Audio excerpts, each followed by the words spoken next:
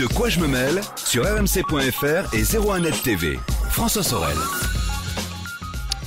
Un grand merci d'être toujours là. De quoi je me mêle, l'actu des nouvelles techno. Et comme promis, on va rentrer maintenant au cœur du réacteur d'une application, d'un service qui a complètement bouleversé notre quotidien. Et personnellement, mon quotidien parisien depuis quelques années. C'est vrai qu'il y a eu, quand on se déplace en voiture, un avant et après Waze. Ça a complètement bien optimisé les déplacements. On peut gagner parfois 10, 20, 30, 40 minutes sur un déplacement. C'est assez impressionnant. Waze, justement, on l'utilise. On est 13 millions chaque mois en France à l'utiliser, mais on ne sait pas trop comment ça fonctionne. Eh bien, on va découvrir cette appli géniale avec Nicolas Lelouch qui est avec nous. Bonjour Nicolas. Bonjour François. Nicolas, journaliste à 01net.com, et Nicolas qui revient de Tel Aviv, oui.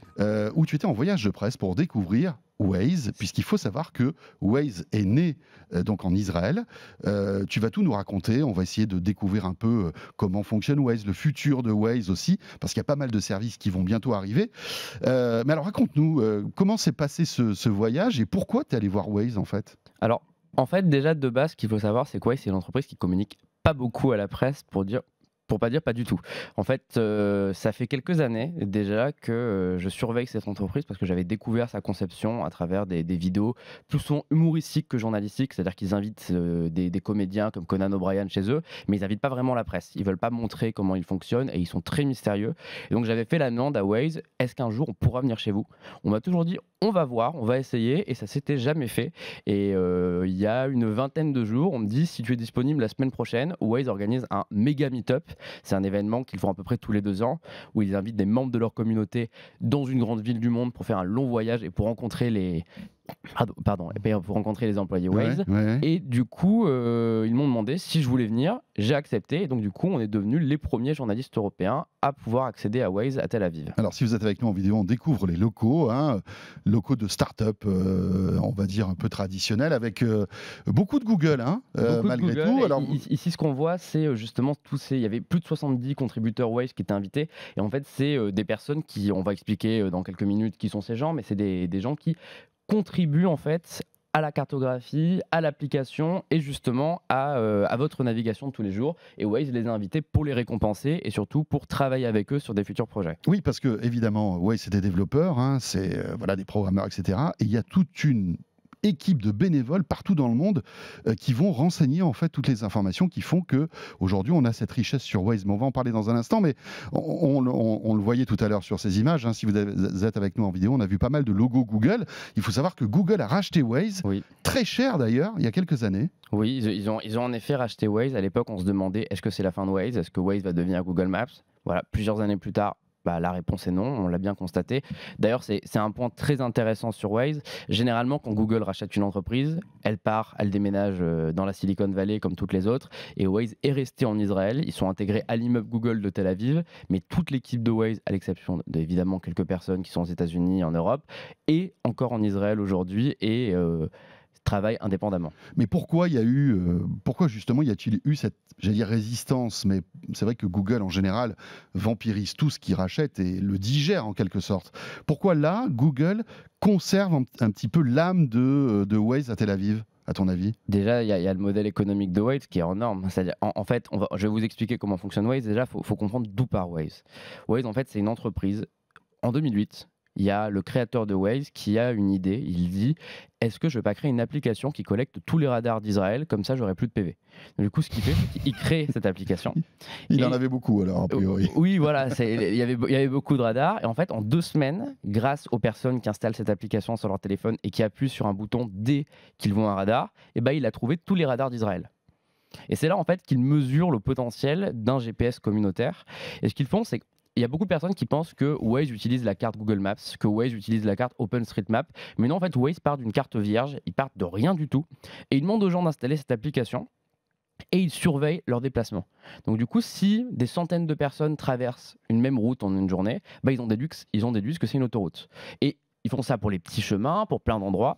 Et en fait, en quelques mois, eh bien, Waze a réussi à créer une carte d'Israël extrêmement complète, peut-être plus que celle de TomTom, que celle des géants qui facturaient ça des centaines d'euros à l'époque, parce qu'en fait, eux, leur carte, elle était mise à jour tous les jours. Avec une précision incroyable, parce qu'en fait, c'était les véhicules qui passaient sur la route. C'est les véhicules qui passent, c'est ça. C'est pas comme le modèle est complètement différent de tout ce qu'on a vu jusque-là. Et à partir de ce moment-là, en fait, ils se rendent compte du potentiel de l'application qu'ils ont et ils se disent, va falloir aller plus loin parce qu'on peut pas se contenter d'avoir des routes. Il faut qu'on arrive à trouver le nom des adresses, il faut qu'on arrive à mettre des magasins, il faut que les gens puissent naviguer avec Waze. Mais comment faire? Parce qu'aujourd'hui, tous les GPS, ça coûte des millions d'euros, de dollars à fabriquer une carte aussi grande. Et Waze n'a pas envie d'investir cet argent parce qu'ils l'ont pas, c'est une start-up à l'époque. Donc ils demandent aux gens de le faire. Et c'est là en fait que le modèle de Waze Microsoft, enfin tous ces gens-là ont acheté des milliards d'euros, en fait, des cartographies mondiales de GPS. Oui, ça coûte une fortune. Hein. Ça coûte une fortune. Et c'est là en fait le génie de Waze, c'est de se dire non, on va faire ça pour déjà eux, c'est gratuit pour eux, mais en plus c'est gratuit pour les utilisateurs. Moi je me rappelle quand l'App Store a été lancé et qu'il y avait eu les premiers GPS en 2008-2009, c'était 100 € TomTom, 120 € Navigo. Navigo, non mais Navigo c'est le métro. Je confonds un petit peu, mais non mais il y avait Garmin, enfin il y avait plein d'applications GPS et du coup on se retrouve Mappy avec un Waze aussi. qui est gratuit, avec Mappy qui existe encore aujourd'hui, mais en tout cas Waze fait ça gratuitement. Et du coup, c'est là où le génie commence, c'est comment collecter ton information. Il y a deux options, soit on embauche plein de personnes, soit on continue à le faire gratuitement. Donc j'ai rencontré des gens chez Waze, dont une personne qui s'appelle Fej, et c'était lui qui était à l'origine de la communauté, qui a eu donc cette idée de créer une sorte de compétition mondiale. Donc l'idée étant de dire, à chaque fois que vous ajoutez quelque chose sur la carte Waze, vous prenez un point. Et en fait, il y a un classement général. Et par exemple, à la fin de la semaine... Il a gamifié en quelque sorte il en a créé un jeu. Et l'idée, c'est que si vous ajoutiez, il y a un McDo ici la route elle est fermée, ici ils sont en train de fabriquer quelque chose, vous preniez 1, 2, 3 points. À la fin de la semaine, vous aviez un classement mondial. Et par exemple, celui qui était numéro 1, il gagnait un iPad. Il y avait un petit cadeau. Oui, il y avait des petits cadeaux. Ou alors sinon, il y avait des concours où les 10 premiers gagnaient des autocollants Waze, gagnaient des stickers. et tout le monde, en fait, s'est pris au jeu. Waze est devenu amusant. Et il y a beaucoup de personnes que j'ai rencontrées là-bas qui sont sur Waze depuis 2010, depuis les tout débuts, qui me disent qu'en fait, pour eux, ils ont toujours rêvé d'un GPS gratuit. Ils trouvent le modèle génial et surtout, en fait, le problème, c'est que les GPS qu'ils avaient payés à l'époque, eh bien, ils se trompaient. C'est des gens qui prenaient beaucoup la route et le GPS les envoyait vers des endroits incorrects. Et avec Waze, en fait, ils avaient la possibilité de le corriger pour la première fois. Et c'est ça, en fait, qui a fait l'essence de Waze, c'est qu'ils ont créé un GPS où les gens font la carte et l'utilisent. Et puis en plus, une cartographie respire, évolue. Se change. Bien sûr. Et là encore, avec les contributeurs, dès qu'il y a une nouvelle route qui arrive, dès qu'il y a une route qui est fermée, dès qu'il y a un chemin qui n'existe plus ou qui est nouveau, il est indiqué dans Waze. Mais il y a un truc que je ne comprends pas, c'est que Google a racheté ça il y a quelques années. Waze aurait pu prendre toute la cartographie qui est superbe de Google. Est-ce que ça a été le cas ou pas? Est-ce qu'ils ont repris des données de Google? Waze a certainement eu la possibilité à une époque, mais aujourd'hui, la carte de Waze est 100% à Waze et ils refusent d'utiliser celle de Google. Maintenant, la réciproque n'est pas tout à fait vraie, puisque même si Google continue de développer pour le coup sa carte lui-même, avec des ingénieurs sur le terrain, avec des véhicules, on connaît les Street View, tout ça, la grosse différence étant que Google utilise les signalement d'utilisateurs Waze. Donc si vous êtes plusieurs à dire qu'il y a un embouteillage, Google va l'ajouter à Google Maps et le prendre en compte. Maintenant, dans l'autre sens, Waze ne prend rien à Google. Tiens, petite question pratique. Si je prends un itinéraire depuis Google Maps pour aller d'un point A à un point B et je prends le même itinéraire avec Waze, j'aurai le même conseil de guidage et les mêmes informations de trafic, etc. ou pas? Non. Chacun a son propre algorithme. Google est plus pratique et plus pragmatique dans sa manière de voir les choses, puisqu'ils vont vraiment utiliser une navigation classique, alors que Waze va utiliser des petits raccourcis, va utiliser les détours, va vous proposer différentes options. Et justement, Waze est basé sur ce que font les vrais gens et pas ce que font les algorithmes. Là aussi, c'est bizarre qu'il n'ait pas mixé les deux, en fait, finalement. Je pense que c'est vraiment une volonté de leur part. C'est vraiment, aujourd'hui, il y a un chiffre qui est assez hallucinant, c'est le fait que Waze aujourd'hui dans le monde a 520 employés, alors que Google Maps, lors de la dernière publication de chiffres en 2012, en avait 7000. Pourtant, Google, ça doit être le double aujourd'hui, très certainement, donc ils doivent avoisiner les 10 000, alors que Waze, ils sont toujours à 500. Alors pourtant, Waze est plus grand en termes de navigation véhicule que Google Maps. Donc ça prouve en fait que c'est pas du tout le même concept d'application. Il y en a un qui est vraiment un géant, qui est un GPS pur et qui fonctionne de la même manière que tous les autres GPS, alors que Waze veut rester sur son terrain d'application communautaire. Donc je pense pas que ce soit dans leur intérêt de fusionner les deux cartes. Alors, on a bien compris comment était fabriquée la carte, mais comment aujourd'hui Waze arrive à avoir autant de pertinence pour éviter les embouteillages, pour gagner du temps quand on est sur un trajet? Alors tu te dis peut-être, très certainement avec beaucoup de logique, que Waze a grandi, que Waze a été acheté par Google, que Waze a de l'argent, et donc que Waze a dû embaucher des milliers de personnes sur le terrain qui font ça pour eux.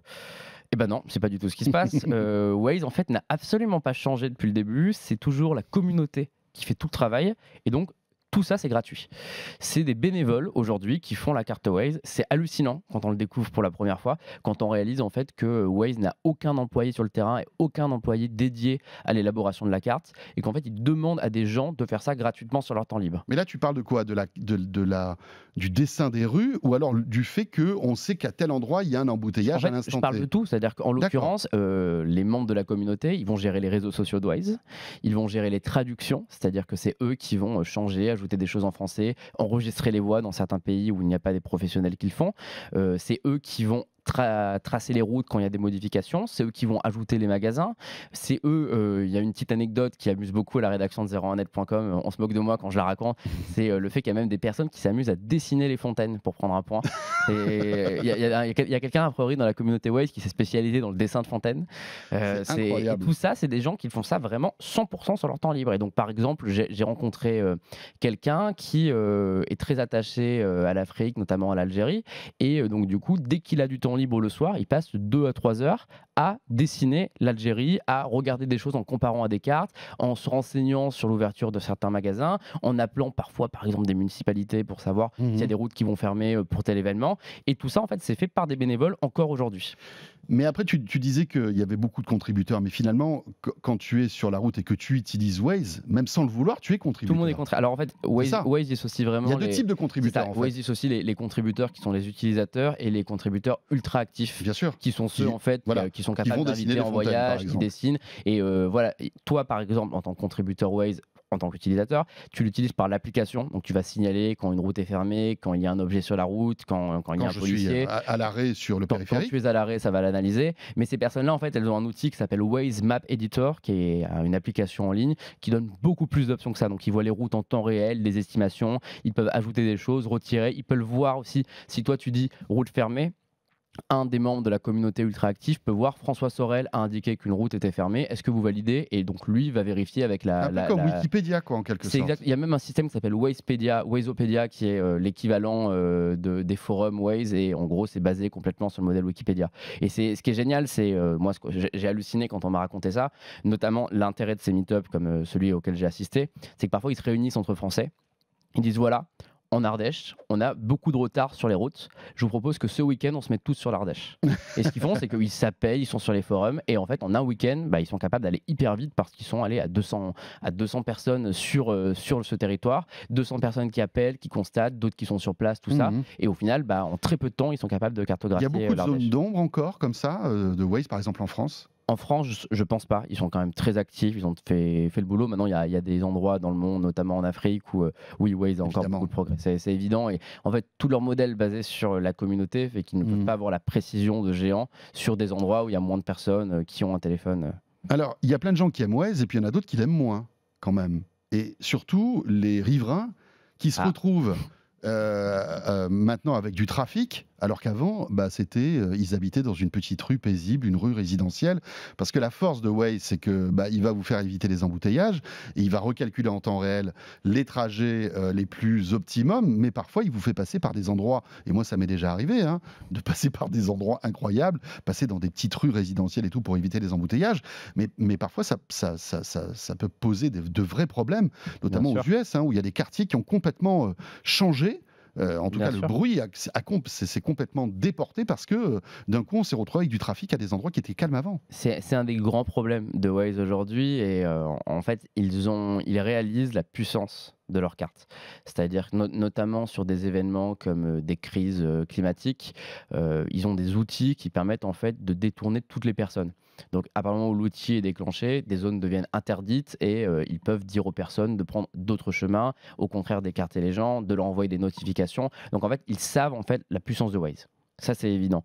Et oui, ça, c'est un problème qui revient souvent. Il y a notamment des riverains qui se plaignent, qui font des demandes, et des municipalités qui font des demandes. Qu'est-ce que Waze peut y faire finalement? En fait, Waze a le contrôle de sa carte. Donc, même si c'est la communauté qui fabrique la carte aujourd'hui, ils ont plus de 50 community managers à Waze, et eux, en fait, récupèrent les requêtes de la communauté. Donc, à partir du moment où ils ont ce genre de demande, ils peuvent très bien dire, OK, cette rue, on la blacklist, et rendre la rue libre. Maintenant, c'est pas forcément dans leur intérêt. Vous vous doutez bien que, parce que évidemment, ils bataillent pour garder. L'appli devient moins performante si au bout d'un moment on blacklist des rues. Finalement, on va retomber dans les embouteillages. Ils le font plus quand il y a des questions de crise, notamment. Il y a un exemple que j'ai trouvé intéressant. C'était lors de la venue du pape François à Rio de Janeiro. Ils avaient fait un deal avec le pays, avec le Brésil, pour que le pape François ne soit pas dérangé sur la route. Donc ce qu'ils ont fait, c'est que la route empruntée par le pape François n'était plus indiquée dans Waze, et donc du coup, il y avait logiquement moins de personnes, car l'application est très populaire au Brésil. Donc en fait, ils ont complètement la possibilité, s'ils veulent, d'améliorer les routes. Du pouvoir en fait de cette application maintenant. C'est aussi la raison pour laquelle Google l'a, et pourquoi Google veut pas le toucher, selon moi. Ouais. C'est que Waze est une des applications les plus puissantes du monde en termes d'influence, et il vaut mieux l'avoir dans sa poche que l'avoir en concurrent. Le modèle économique de Waze, on le voit quand on utilise Waze, quand on est à l'arrêt, on voit des pubs qui apparaissent, on vous pose des questions en plus, un peu bizarres d'ailleurs, parfois. Le modèle économique, c'est des publicités. Ça gagne de l'argent, ça marche? Moyen. Alors, sincèrement, c'est une entreprise qui est très mystérieuse en termes de modèle économique. C'est une des raisons pour laquelle elle ne s'ouvre pas à la presse. C'est même pas qu'on répond pas, c'est qu'on nous répond, on gagne pas d'argent. Enfin, c'est ce qui m'a halluciné. On parlera plus tard d'une nouvelle fonction qui est en train de lancer de covoiturage dans certains pays. Et je leur ai demandé, vous prenez combien de commissions sur chaque course? Ah bah 0. Pourquoi? On n'avait même pas pensé à prendre une commission. Ils sont vraiment sur ce modèle économique-là qui ils abusent. Ils abusent. Ils se moquent de nous, ils n'ont même pas pensé. Évidemment qu'ils y ont pensé, mais en tout cas, dans leur construction actuelle, le but est de prendre le plus de parts de marché possible, d'être l'application de référence chez tout le monde, et quitte à pas faire d'argent. Ils sont appuyés par Google derrière, ils ont que 500 employés, rappelons-le, c'est pas beaucoup du tout pour une entreprise de cette taille, et surtout, c'est des bénévoles qui font le boulot pour eux. Donc à un moment, ils peuvent se permettre de faire ça. Maintenant, il y a un moment, il va falloir que Waze se transforme et commence à faire de l'argent, c'est évident. Alors, avant de parler du futur, et peut-être aussi du futur modèle économique de Waze, parce que une entreprise qui dit c'est pas grave si je fais pas d'argent, ça n'existe pas. Non, au bout d'un moment, il y a quelque chose derrière. Peut-être qu'ils attendent d'avoir une taille critique pour lancer justement un service qui, lui, sera payant. Un mot aussi sur une fonctionnalité que moi j'ai remarqué à Paris. La dernière fois, j'ai pris le tunnel de la Défense. Alors là, évidemment, c'est pas parisiano-parisien, mais c'est pour vous montrer un petit peu ce qui s'est passé. Et d'habitude, en fait, Waze ne marche pas sous les tunnels, puisque il n'y a plus de GPS. C'est comme tous les GPS, sauf les GPS qui sont reliés au véhicule, où là, il y a tout un calcul qui se fait avec la vitesse à laquelle vous roulez, etc. Mais là, c'était pas le cas, c'était mon smartphone. Et malgré tout, dans le tunnel, je voyais ma voiture avancer comme si j'étais à ciel ouvert, quoi. Oui. Comment c'est possible? Qu'est-ce qui s'est passé? C'est magique, hein. Il y a eu un trou dans le tunnel. Là aussi, ça fait partie de ces petites choses qui font que Waze est une entreprise complètement délirante et magique à visiter. On avait une rencontre avec une personne, cheveux longs, barbe hyper longue, Steve Wozniak, ce genre-là, c'est très style. Le geek. Et le geek ultime. Et en fait, il nous dit, j'ai un tunnel à côté de chez moi. Et il y a plein de gens qui font des accidents parce qu'ils n'ont pas de GPS. Et en fait, ils se rendent compte qu'ils doivent sortir. Donc du coup, ils passent toutes les voies d'un coup. Et il y a toujours des accidents en bas de chez moi. Donc du coup, j'en ai eu marre et je me suis dit, je veux trouver une solution pour ça. Donc ce qu'il a demandé à Waze, en fait, c'est quelque chose qui est très commun chez Google et notamment en Israël, dans les startups, c'est je veux un jour de congé par semaine pour travailler sur un projet perso. Il n'a même pas à justifier ce qu'il fait, il prend juste ce jour de congé, on lui a accordé. Il est même pas obligé d'expliquer pourquoi il prend ce jour. Non, il a certainement fait, mais bon, l'idée c'est qu'il a le droit de travailler sur son propre projet pour l'entreprise. Et en fait, ce qu'il a mis au point, c'est ce qu'il appelle les Waze Beacon. Donc c'est un peu similaire au iBeacon, à ce genre d'objet. Vous savez, c'est les petits trackers Bluetooth tout petits qu'on accroche à un endroit et qui permettent une localisation ultra précise, par exemple dans les centres commerciaux. Et en fait, ce qu'il est allé tester lui-même, et notamment il l'a installé à la Défense, c'est il prend des beacons, il en met un tous les 40 mètres. Et en fait, une fois que vous rentrez dans le tunnel, Waze passe du GPS au Bluetooth. Et donc à partir de là, sans qu'on ait rien à faire. Sans que vous ayez rien à faire, il faut juste avoir le Bluetooth activé sur son téléphone. Et en fait, au fur et à mesure où vous avancez dans le tunnel, il se connecte à un beacon, au deuxième beacon, au troisième beacon, et il sait exactement où vous êtes en temps réel. Et du coup, quand vous ressortez du tunnel, vous repassez sur le GPS. Aujourd'hui, il y a des dizaines de tunnels dans le monde entier qui sont couverts par ces beacons.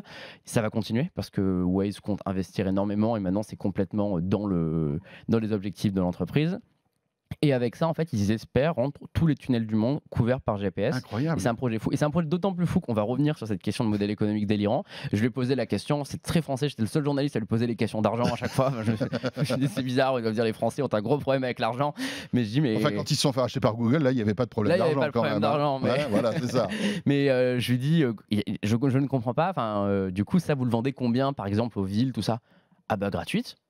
Enfin, l'idée en fait, c'est que je crois que ça leur coûte, j'ai pas le prix exact, ça coûte une vingtaine d'euros à fabriquer et ils le vendent une vingtaine d'euros aux villes. Donc c'est-à-dire ils font zéro marge sur ça. Ah, c'est les villes qui payent les beacons En pour. l'occurrence, ça va être notamment en France, si j'ai bien compris, les tunnels sont souvent possédés par des entreprises privées, ce que je savais D'accord, pas. ok. Donc du coup, c'est les entreprises privées qui achètent à Waze sa techno. Enfin, cela dit, 20 € le beacon, je sais pas moi. C'est pas cher, bah non, c'est surtout que c'est pas quelque chose qui ça va- permet en fait de réduire le nombre de risques, Bien ça sûr. permet de signaler les accidents en temps réel à l'intérieur. Et ça marche qu'avec tunnel. Waze? Ça va pas marcher Non, avec justement, Google? Ça va pas marcher? c'est là où c'est génial et c'est là que Waze a encore un petit esprit Ouais. startup qui est très appréciable.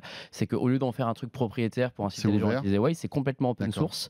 Ils se sont arrangés aussi pour que personne ne puisse l'utiliser pour faire de la publicité, c'est-à-dire que c'est anonyme, il y a plein de choses. Donc du coup, personne pourra l'utiliser à votre insu. Et surtout, aujourd'hui, Google Maps l'utilise, logique. C'est-à-dire qu'avec Google Maps, vous allez aussi avoir le GPS sous les tunnels. Et il n'a pas voulu me dire qui, mais il m'a dit qu'un troisième gros partenaire allait bientôt utiliser Waze. J'espère que ça va être Apple. Il n'a pas voulu me le dire, mais en tout cas, ça serait pas étonnant que ces systèmes de Ouais, mais beacon en Apple, fait ça soient serait un peu généralisés. paradoxal avec Plan, donc. Oui, mais ça permettrait notamment à Plan de l'utiliser. Et donc, si Plan, Google Maps et Ouais. Waze l'utilisent, on aurait potentiellement 95% des gens qui vont pouvoir bénéficier de ce service. Donc, ça serait très bien. Nico, le futur de Waze, c'est quoi? Le futur de Waze, alors il y a le futur court terme, le futur moyen, long terme. On va commencer par court terme. Déjà, c'est avant de partir en Israël chez Waze, j'avais fait une demande sur Twitter avec le Twitter de 01net pour savoir ce que les gens voulaient savoir. Il y a eu beaucoup de demandes, on les a tous transmises. Et une de celles qui en est le plus, c'est quand est-ce qu'on va voir le prix des péages. Donc, bonne nouvelle, en fait, c'est déjà disponible dans beaucoup de pays. Pas en France, pourquoi? Je cite, la France est le pays le plus compliqué en matière de péage. Est-ce que vous êtes étonné? Pas moi. Notamment, on m'a cité Il y a les l'exemple. péages et les impôts. On m'a cité l'exemple de l'A86 où en fonction de l'endroit où vous rentrez, de l'heure à laquelle vous rentrez, du jour de la semaine à laquelle vous rentrez, la saison à laquelle vous rentrez, les prix ne sont pas les mêmes. Ah là là. Donc voilà. Waze est en train de couvrir tout ça. Enfin, quand je dis que Waze est en train de couvrir tout ça, c'est pas vrai. La communauté est en train de le faire gratuitement pour D'accord. Waze et Waze va l'intégrer à l'application. C'est-à-dire qu'ils leur ont demandé de le faire, donc ils l'ont fait tout l'été. C'est bien avancé, paraît-il. Ils ont des gros tableurs, ils ont calculé beaucoup de choses. Donc c'est une question de mois. Donc l'idée, en fait, bientôt, c'est que On a les péages. c'est que Enfin, le vous coût des aurez, péages. quand vous demandez un itinéraire, on vous dira chaque trajet combien il va vous Ça, c'est coûter. chouette. Et par exemple, vous pourriez dire je veux payer moins de 2 euros, donc il va vous dire rentre à tel endroit, sors ici, C'est ça. rentre à tel endroit. Et le but étant de trouver un trajet qui vous permet en fait de rentrer Ouais. dans Tout en vos vous prix. indiquant combien de temps vous allez mettre, quoi. C'est pour voir ça, combien de temps on perd. et d'avoir un truc qui est comme d'habitude mise à jour hyper souvent, il y a une augmentation, elle est prise en compte dans l'heure puisque les gens de la communauté vont le signaler, c'est tout l'avantage de Waze. Donc ça c'est un des projets sur le court terme. Sur le moyen terme aussi, on a parlé avec eux, c'est une demande des propriétaires de voitures électriques qui disent qu'il n'y a pas en fait les stations de recharge dans l'application. Donc c'est-à-dire que vous ne pouvez pas, comme avec les stations essence, dire je vais à tel endroit mais je veux me poser au milieu pour aller recharger mon Eh ben, véhicule. écoute, tu sais quoi, c'est vraiment la question que je me posais il n'y a pas longtemps. Bah, et voilà, Parce que tu heureux sais d'y que j'ai répondre. une voiture électrique et justement, je me disais, tiens, il manque cette information de bornes de recharge sur mon itinéraire. Et c'est d'autant plus paradoxal que le PDG de Waze a une Tesla. Ben oui, bien sûr. Donc lui-même en fait est exposé par le problème. À ça on m'a répondu que la suggestion va être faite à la communauté. Donc c'est encore une fois la communauté qui va devoir leur dire toutes les stations électriques, les prix, tout ça. Donc ça sera Et une peut-être fois un que ce petit sera peu- fait, ça arrivera dans un l'application. peu plus longue Après, échéance. ça peut aller très vite, hein. Vu le Ouais. nombre de personnes, potentiellement de gens qui ont des voitures électriques qui vont vouloir le faire, bah, ça peut accélérer là-dessus. Donc c'est le genre de projet qui sont en train d'avancer. Ils ont aussi les evacuation zones. Donc l'idée ici c'est de créer un système anti-catastrophe climatique en protégeant les gens au maximum, en travaillant avec les municipalités. Donc tout ça. Et après le plan long terme pour Ouais, le coup. tu me parlais d'un système de partage de véhicules, en fait. C'est ça, de un peu covoiturage. C'est celui-là que à la je voulais Blablacar. évoquer avec toi. Ouais. J'ai découvert son existence là-bas, la preuve que j'avais pas très bien fait mon travail avant de venir sur ce point-là, parce que a priori c'était lancé depuis quelques temps. Ça s'appelle Waze Carpool et c'est lancé en Israël, au Mexique, au Brésil et aux États-Unis aujourd'hui. Et l'idée en fait c'est Waze, après avoir rendu plus intelligent le trafic selon eux, ils veulent tuer le trafic. Comment ça va fonctionner? L'idée, en fait, c'est que lorsque vous lancez un itinéraire dans Waze, par exemple maison, travail, eh bien, il va vous dire, il y a vos voisins qui partent à peu près dans la même zone ou qui travaillent avec vous, est-ce que vous voulez les ramasser? Et en fait, c'est des prix dérisoires, ça va être du 1 euro, du 2 euros. Et donc, vous prenez cette personne avec vous, vous l'emmenez, vous êtes automatiquement payé dans l'application, vous pouvez voir les profils à vendre qui va monter dans votre voiture. Ça ressemble à Blablacar. Hein. Ouais, Et d'ailleurs, toutes les personnes de Waze avec qui j'ai parlé de Waze Carpool, dès que je leur dis en France on a une application, ils disent tous Blablacar. Oui, donc c'est ça. Ils connaissent Blablacar, c'est le concurrent direct et ils le savent. Et donc cette application, dans un premier temps, ça va être uniquement domicile-travail. Après, pourquoi pas l'élargir à, par exemple, si vous allez au cinéma, si vous allez à la plage. Le but, en fait, est vraiment de mettre des gens dans une voiture et de remplir les 4 places d'une voiture et que les gens arrêtent d'être seuls dans leur véhicule. Et donc, Waze Carpool, c'est vraiment leur projet majeur aujourd'hui. Ça arriverait quand, ça, en France, on sait ou pas? Alors, ils ne veulent pas le dire. D'accord. J'ai posé la question à 5 personnes. Il y en a 3 qui m'ont dit qu'ils n'ont aucune idée et 2 qui m'ont plutôt dit que c'était bientôt. Donc j'ai tendance à penser, je vais te donner une indication, ils ont invité 4 journalistes en Israël, c'était un Français, donc moi, une Brésilienne, un Mexicain et une Américaine. Donc il y a 4 pays, il y en a 3 chez qui Carpool est disponible, le 4e l'est pas encore. Donc on pourrait être le prochain sur la liste? Je pense qu'on est le prochain sur la liste, d'autant plus qu'une des personnes de Waze m'a dit que le prochain pays sera européen. Donc ça ressemble en tout cas à nous, ils ont l'air d'avoir Blablacar dans le collimateur, donc je pense que Waze Carpool va arriver en France très prochainement et donc on va voir leur service de covoiturage. Ouais, c'est pas une bonne nouvelle pour la licorne française Blablacar, ça. Hein, d'autant plus que le plan final avec Google sera de l'intégrer au véhicule autonome, mais ça c'est une autre histoire. En plus, dernière petite question en quelques secondes, on n'a pas évoqué les radars, qui est un sujet un peu sensible, oui, tout à fait. L'indication des radars. Comment appréhende Waze cette information qui est, on va dire, hyper utile quand on est sur la route évidemment, mais qui n'est pas supportée par les pouvoirs publics qui interdisent en fait ce type d'information? Déjà, en plus, c'est ce qu'on disait en début d'émission, c'est que la base même de Waze, c'est les radars. Donc du coup, ce que m'a expliqué leur premier employé Fej, dont je t'ai parlé tout à l'heure, c'est que si Waze n'avait pas été racheté par Google, ils en auraient eu rien à foutre. Ils auraient gardé les radars. Évidemment. C'est pas important pour eux. Par contre, le problème, c'est que Google étant une grande entreprise qui doit bien se faire voir des pouvoirs publics, ils sont obligés de lisser un petit peu. Ils ont accepté le fait de retirer les radars. Donc du coup, en fait, en France, il n'y a pas de changement. Ils sont obligés de dire qu'il n'y a pas, mais ils s'amusent de voir que la plupart des utilisateurs signalent qu'il y a un policier dès qu'ils voient un radar. Voilà. En fait, il n'y a pas. Le problème n'a jamais. Il y a toujours les radars dans Waze. Ils ont juste changé de forme. Et même si Waze dira toujours c'est pas bien, tout ça, en réalité ça les fait sourire. Voilà, c'est ça. Mais c'est encore une fois la force du numérique, c'est compliqué de légiférer tout ça. C'est compliqué d'interdire des choses sur Internet. Bien sûr. Merci Nico, c'était passionnant. Merci, c'était aussi très cool d'en parler. Oui, un article sur zeronet.com. Il y a un très long article sur zeronet.com qui vous raconte les coulisses de cette communauté Waze avec des portraits, avec plein de rencontres, avec plein de choses. Et il y en aura d'autres dans les prochains jours qui arrivent sur différentes fonctions comme les tunnels, les péages et évidemment Carpool. Voilà, et à retrouver donc sur zeronet.com si Waze vous passionne. Merci beaucoup Nicolas Lelouch. Et ce de quoi je veux m'aller terminer. On sera là bien sûr le week-end prochain, vous le savez, chaque vendredi, rmc.fr pour la version audio, la version en vidéo sur Zeronet TV. Je peux vous annoncer une bonne nouvelle, c'est que De quoi je me mêle sera bientôt rediffusé sur RMC. Mais voilà, c'est un petit teasing, je vous en dirai plus la semaine prochaine. À très vite, bon week-end à vous toutes et à vous tous. De quoi je me mêle sur rmc.fr et 01net TV.